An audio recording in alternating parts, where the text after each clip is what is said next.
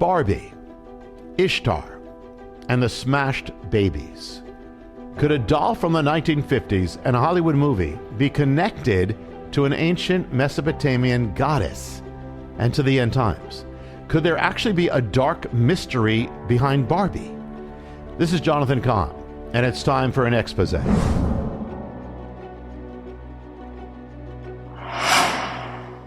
The biggest movie of the season is about a girl's doll from the end of the 1950s, Barbie, but the fact that Hollywood could take that doll and turn it into an attack on half of the human race, on marriage, on life itself, is a sign of just how sickened our culture has become. I'm going to give you a glimpse of just one scene that's going to give an expose to all the others, and it's going to take it to another dimension. Now, Ben Shapiro did a review of the movie to show how profound the movie is in its dumbness, but I'm going to take it to another realm, that of the spiritual. First, this has to be the most widely distributed anti-man movie ever made. Never before has there been a major motion picture directed at children, girls, to the effect of indoctrinating them against men. Just a few years ago, this motion picture could not even be made as a children's movie, but it shows you how rapidly our culture is changing, or rather deteriorating. What kind of movie it actually is going to be revealed in the text from its actual dialogue. I'm going to read it. It comes from the lips of Barbie herself. She says this: "By giving voice to the cognitive dissonance required to be a woman under the patriarchy, you robbed it of its power." Let me say that again. By giving voice to the cognitive dissonance required to be a woman under the patriarchy, you robbed it of its power. What kind of human communication is that? It's not. It's certainly not normal human communication. It's the kind of sentence you find in a handbook of radical feminism, or a film made by Joseph Stalin's Revolutionary Council, or the Arts for the Propagation of Marxist Doctrine. And that gives you an idea of what we're actually dealing with. Some people would say, well, the movie's just about fun, so why are you treating it so seriously? Well, that's the point. It's not about fun. If it were, you would never have such words and phrases and sentences. That reveals something very serious. When you think of entertainment and children's entertainment, the first two words that come to mind are not cognitive dissonance or the patriarchy. No, those are words that are used in propaganda and brainwashing. And yet it's aimed at your children, particularly at your daughters. And focusing it all on a doll is a brilliant way to propagandize or brainwash children. And because children are impressionable, such things do and will have an effect, as they plant seeds that will impact the future, even of our culture. What about the continual use of the word patriarchy? It's presented as something to be taken as an absolute reality. In this context, it's a buzzword employed in the writings of radical feminism as a specter responsible for all the evils in the world. It's a word used by radical feminists, many of whom hate men, and that it's used over and over again in this movie is no accident, because the movie depicts men as evil or dangerous. At best, they're presented at the beginning just as jerks, useless, inferior creatures with no real purpose. And then, after experiencing the, quote, real world, the men, the evil creatures that they are, begin to take over Barbie land. The men brainwash the women into submission, into being wives, as in marriage, which radical feminism views as something to be destroyed, or agreeable girlfriends, another evil. Why? Because men are evil. That's what men do. Men must be defeated. In this movie, the idea of men and women actually loving each other or needing each other or complementing each other is an anathema. Marriage is rejected for the sake of the sisterhood. Women must separate themselves from men in favor of being with women. Thus, women are not to need men, as they can fulfill all the functions of manhood by themselves without men. And men likewise are not to need women, as they can presumably fulfill all the functions of womanhood by themselves without women. Now imagine a movie aimed at boys that depicted women as inferior, useless, and evil creatures that had to be conquered, and boys or men had to separate themselves from them. What would be the reaction? And yet Hollywood is vilifying half of the human race, and it's okay? So the victory here is when the women conquer the men. How do they do it? By manipulating them, because men are not only prone to evil, but to extreme stupidity. into fighting each other, since men are always ready to explode into violence. And all this is a common technique of propaganda films. Communist propaganda presents capitalists as the problem, antagonists bent on evil. Give them an inch, they'll take over the world, and they'll oppress and subjugate the common people, the proletariat. In Nazi propaganda, the problem is the Jews, who are also bent to evil. Give them an inch, they'll take over society. They'll take over the world. They'll subjugate the Aryan races. It's the same thing here, except that the antagonists here, the dangerous evildoers, are half the human race. And those whose existence with regard to women is actually linked to love and family and life in real life. The separating of man and woman in this movie is not an accident, any more than it's an accident that one of the Barbies in the movie is actually a transsexual, or that Barbie alludes to gay masturbation among the Kens in a movie aimed at children.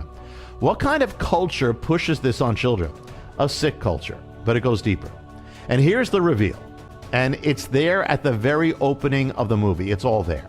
The movie opens up with a scene of girls playing with baby dolls. The narrator says that since the beginning of time, girls have played with dolls.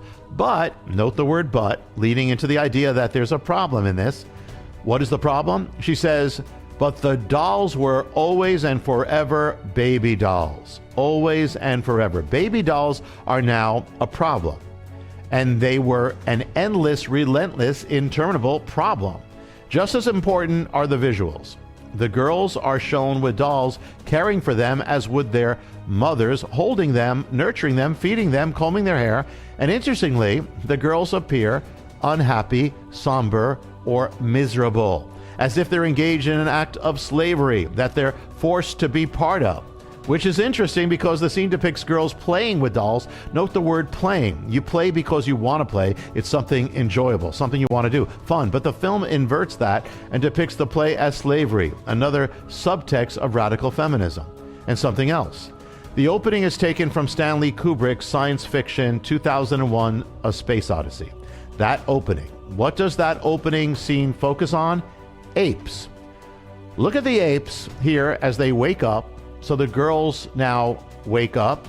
So now the little girls are put into the place of apes. It's not an accident. It's not incidental. It's central to the scene and to the message. The girls are as apes. In Kubrick's film, the apes represent the primitive. So in Barbie, girls who play with baby dolls are represented as primitive, unenlightened. In other words, motherhood is primitive. Women as mothers, mother and child, it's a primitive, unenlightened, negative state. Again, the doctrines of radical feminism. In Kubrick's movie, to answer the primitive state, an object appears, a monolith, an upright, rectangular stone slab. The apes are puzzled, disturbed, in awe. It's there to change them away from their primitiveness, their lowly state. So to answer the primitive state of women, as in motherhood, an object appears as a monolith, but it's Barbie. She stands above them as a colossal goddess or a towering idol of a goddess, and she's there to transform them from their primitive state, linked to motherhood. In 2001, the apes cautiously approach the object, touch it, and back away. In Barbie, one of the girls, or primitive ape people, cautiously approaches the object, just like the apes, touches the leg of Barbie, and backs away. In 2001, the effect of the object is to transform the ape away from primitiveness, apeness, into enlightened apes, and the enlightened apes use bones to kill other apes. But in Barbie, the effect is even more profound, because in Barbie, she winks at them, the girls are mesmerized and transformed by her spell. As the ape lifted up the bone to kill an animal or an ape, the one girl lifts up her baby doll that she's been caring for, and what does she do? She smashes the baby doll against another baby doll, and against the rocks, the head of the baby cracks open, explodes. You see the decapitated head of a baby against a rock, just as the ape smashed the bone into the head of a dead animal carcass. And so the baby's head is decapitated while another baby is smashed into it and onto the ground. And in every direction is an explosion of flying baby pieces. In 2001, the ape throws his stick into the air. So the girl then throws into the air, the sky, the baby. to transform it into the words Barbie. This is the opening of the movie Barbie. It's all there. In the very first scene, all that you need to know about the movie, it's all there. It's all exposed. With all its sugarcoating and pink colors and smiles, this is the ultimate spirit behind the movie. And we're going to go even deeper. We're going to expose it with something even deeper. I'm going to come back to this scene at the end, but understand it. We have to look at the mystery of Barbie. Where did she come from? Where did she, what's her origins? Well, the word Barbie means stranger or foreigner. Where did Barbie come from? Came from another land. She came from post-war Germany. She was taken from a German doll named Bild Lily. Her first appearance is a character with a fortune teller. Bild Lily was a form of a sex doll. She was even sold in sex shops. Parents considered her inappropriate for children. She flouted sexual morality. She was depicted as a sex worker, a prostitute. So Bild Lily came to America in the form of Barbie. Look at the two. Look at the pattern of Bild Lily's clothing. Now look at the pattern of Barbie's clothing when she first appeared. That's how she first appeared. It's the same outfit you see in the goddess-like image of Barbie at the beginning of the movie. You see it in the first image of Bild Lily. Yes, Barbie was based on a prostitute. Now let's go even deeper. What does Barbie have to do with an ancient Mesopotamian goddess? I wrote of this key in The Return of the Gods. When a civilization turns away from God, it doesn't become neutral or empty. When it turns away from the Spirit of God, other spirits enter into it.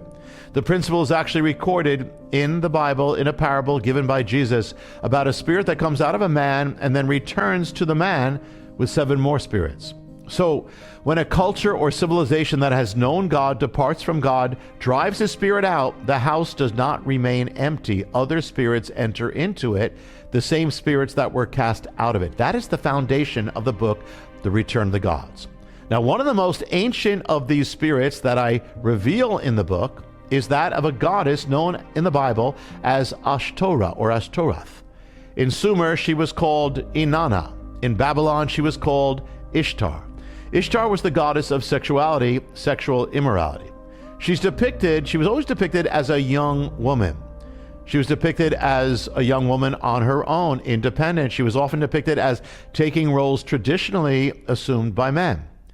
She was not the goddess of marriage. She was rarely linked to marriage. Her ways were generally averse to marriage or motherhood. She was the goddess of women who were overall not married. Her ancient literature was pornographic. Mesopotamian culture was filled with her images and idols, figurines, little figures that people kept in their houses. Girls would have undoubtedly looked up to her as a model. As with Ishtar, Barbie is also depicted as an iconic young woman. She's the most widely disseminated figurine of a young woman on Earth, and since the time of the figurines of Ishtar. Her origins were that of a sex doll, as Ishtar was the goddess of sex. Ishtar was a prostitute goddess. She was the goddess of prostitutes and a prostitute herself. So Barbie was based on a prostitute doll, Bild Lily. Ishtar was depicted, instead, as a female independent of males who took on roles and functions traditionally assumed by men. So too Barbie. Ishtar was rarely connected with marriage or motherhood. So too Barbie. A prostitute weakens marriage, and so the worship of Ishtar was corrosive to marriage, and the spirit of Ishtar weakened it along with motherhood, even in our culture now, the return of the goddess. And so the coming of Barbie represents and heralds a turning away from the ideal of marriage and motherhood. And so the girls open the Barbie movie by smashing their babies. As Mesopotamian girls looked up to Ishtar as a model, so modern girls have looked up to Barbie as a model. Ishtar was famous for having a boyfriend. His name was Tammuz. Barbie is famous for having a boyfriend. His name is, of course, Ken. Tammuz was always a secondary character, always in the shadow of Ishtar, in effect an accessory to Ishtar's mythology. Tammuz and his various incarnations were symbols of emasculated man. So Ken was always a secondary character, always in Barbie's shadow, an accessory to Barbie. Ishtar was the active agent in her mythology, while Tammuz was more passive and bland. Barbie is the active agent in her lore, and Ken is the more passive, bland one. In The Return of the Gods, I open up the ancient inscriptions about Ishtar, where it says, she grinds away the masculinity of men. Now, look at the Barbie movie, and look at Ken and the men in the movie. What does it do? It grinds away the masculinity of men. The men there are devoid of masculinity. The spirit of Ishtar inhabits our culture and seeks exactly this, to grind away the masculinity of men and the femininity of women. Ishtar dominates and subjugates her lovers. She even destroys Tammuz. In the movie Barbie, Ken is vanquished along with the other men. Ishtar is depicted as defying male authority. So too the doll from which Barbie sprang, Build Lily, Ishtar sought to bend, break, and subvert conventions, roles, and moral parameters. So too did Build Lily, from which Barbie originated.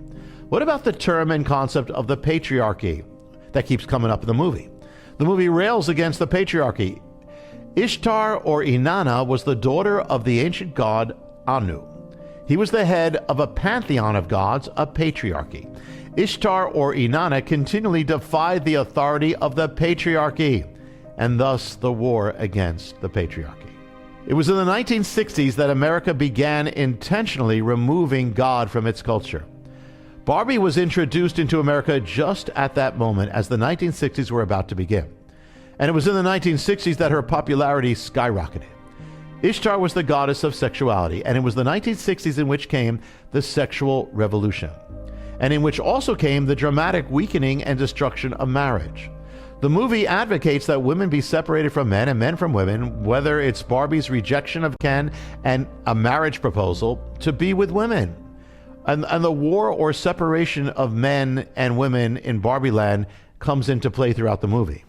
In The Return of the Gods, I write of the spirits that accompanied Ishtar, and I share this ancient inscription, quote, they tear away the wife from the man's embrace. Again, they tear away the wife from a man's embrace. And I write in the book, so the goddess's most dramatic return to the world would be joined to the spirits that separated man from woman and woman from man, and that would work towards the deconstruction of marriage and the disintegration of the family. So this spirit and the spirit of the goddess tears men away from women and women away from men. They take a wife from a man's embrace and a husband from a wife's embrace. So the spirit inhabiting our culture now removes men from women and women from men.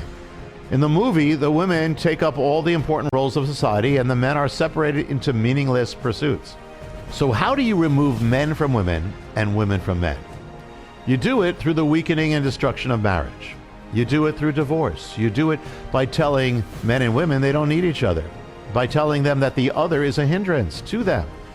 You do it by telling them that they can perform every role of the other, and you tell them that they can replace the other without the other. Men can replace women and the functions of women, and women can replace the functions of men. You replace them with same-sex sexuality, where men separate from women to be with men and women from men to be with women. You replace them by telling them that one can become the other or be transitioned into the other. That was Ishtar. And that is the movie Barbie. The subtext is men and women don't need each other and are actually hindrances to each other, and men should become separated from women and women from men. And the fact that you have allusions to homosexuality or transsexuality is all part of it. The movie Barbie is a manifestation of the spirit that's been indwelling, inhabiting America, increasingly since the 1960s, since the time Barbie came. Am I saying that Barbie is Ishtar? No. But I am saying that the spirit of the goddess will appear and will manifest in a multitude of manifestations. The gods were icons of their culture, and so the metamorphosis of American and Western civilization is going to manifest in the changing of its icons. Barbie is an icon and is a manifestation of that spirit and that metamorphosis. Even the movement away from the dolls of babies and little children to a doll that came from a sex toy is part of it. It represented the beginning step, the first step, the step of women away from motherhood and marriage to an existence that had no necessary connection to men. And that brings us back to that opening scene. The little girls who, under the spell of Barbie, turn away from motherhood, from caring for their baby dolls, and instead begin to destroy them. It all goes with everything else in the film. Play has a purpose. It prepares children for adulthood. Young animals engage in play based on their behaviors that they'll need as adults. So it's not an accident that girls by nature have always played with baby dolls. It's preparation for motherhood. So what does it mean to have a movie aimed at children where the girls who turn from caring for and nurturing their dolls, they begin destroying and smashing their dolls? If caring for a baby doll corresponds to the caring of a baby, then what does the smashing of a baby doll correspond to? It corresponds to the destruction of babies. It's no accident that the same generation that turned against marriage and motherhood pioneered the killing of over 60 million babies in abortion. It was only about 10 years after Barbie came on the scene that abortion on demand began in America. In the opening of 2001, the apes that have been lifted up by the monolith end up using bones to beat enemy apes to death. A kind of chilling scene. But the opening of Barbie is even more chilling because it represents the smashing not of an enemy, but of one's own baby. What do you think that seed that was planted in the minds of girls who watched that scene in that movie will give birth to? Will they be more likely or less likely to value motherhood and babies? More or less likely to have abortions? And that goes back to Ishtar. Ishtar, in her Phoenician incarnation, or Astarte, in the Bible as Ashtoreth, was also linked to the smashing of babies, to child sacrifice. In fact, some believe that her cult of prostitution helped supply the cult of child sacrifice. And this goes back to something I revealed in the Return of the Gods, that the ancient spirits are first identified in the Bible as the Shedim in Hebrew. Behind the gods were the Shedim, means spirits, as in Ishtar. But the word Shedim in Hebrew is linked to the word for destruction. The Shedim, the gods, the spirits, were the destroyers. Their aim is to destroy, and their strategy is to cause individuals or societies to destroy themselves. And the way they do it is to remove purpose. Men from manhood, women from womanhood, marriage from marriage, boys from boyhood, girls from girlhood, children from childhood, and mothers from motherhood. When you remove purpose, it leads to destruction. In the book, I wrote that the gods are always focusing on the young, the children, because when you get the children, you've got the culture and you have the future. When you remove the purpose of children, then you can destroy marriage, family, gender, a culture, a nation, a civilization. It's no accident that we now have a movement to transition girls into boys and boys into girls. And what more self-destructive act than to cause individuals to destroy their own babies, their children, the fruit of their lives, their future? That's exactly what these spirits did in ancient times. When Israel turned away from God, it's written, they caused their children to pass through the fire. They offered them up. Smashed babies. Think about it. Motherhood and the maternal instinct is vital for life. If you destroy that or even weaken it, what is it going to lead to? It has to lead to death. And so it did back then, and so it will now. The scripture says we war not against flesh and blood, but against powers, principalities. And this is part of it. Don't be blind to what is taking place. And if the propaganda or attack is sugar-coated, that doesn't make it any less dangerous. It makes it more dangerous. Poison that is candy-coated is more dangerous than poison that is not. Parents, it's your charge and your responsibility to guard your children, your sons and your daughters, from any harm, whether by television, the school system, or the movies. You would not give your children candy-coated poison. Don't take them to see such things. And even if they can't understand why, stay in your homes until the plague has passed through the land, the pink plague. And if they have seen it or similar things, then talk to them. Administer the antidote. What is the antidote? The gods and spirits came into the vacuum of God's absence. The antidote is the presence of God.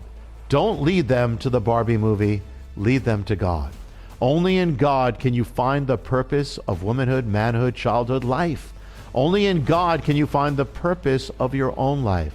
In Messiah, Yeshua, Jesus. He said, let the little children come to me and don't keep them away, for such is the kingdom of God.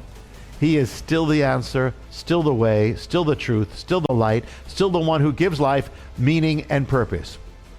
If you want others to see this message, press like. And if you don't want to miss the messages that are going to be coming from this site, press subscribe. And also check out the Facebook page with my name on it and hopeoftheworld.org. Until next time, this is Jonathan Cahn saying, stay strong in the Lord and in the power of his might. Shalom.